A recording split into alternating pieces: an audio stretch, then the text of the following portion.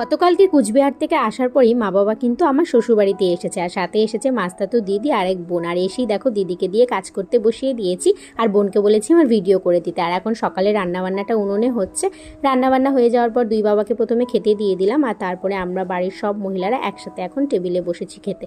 আর আজকে জানো আমাদের এদিকে ভীষণ গরম পড়েছে, আর দিদিভাই এখন দুপুরে রান্নার জন্য ছোট মাছ কাটছে। আর আমি এখন বাড়ির সবার জন্য বানিয়েছি বেলের শরবত, আর বিশেষ করে বানিয়েছি আমার মা বাবার জন্য। ওরা ভীষণই ভালোবাসে বেলের শরবত।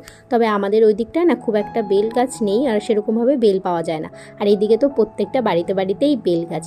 তো তারপরে দেখো মায়ের সাথে একটু আদর খেতে বসেছি। আর জানো তো বিয়ের পরে না এই প্রথম মা আমার শ্বশুরবাড়িতে এলো, আর তাও আবার একটা দিনের জন্য।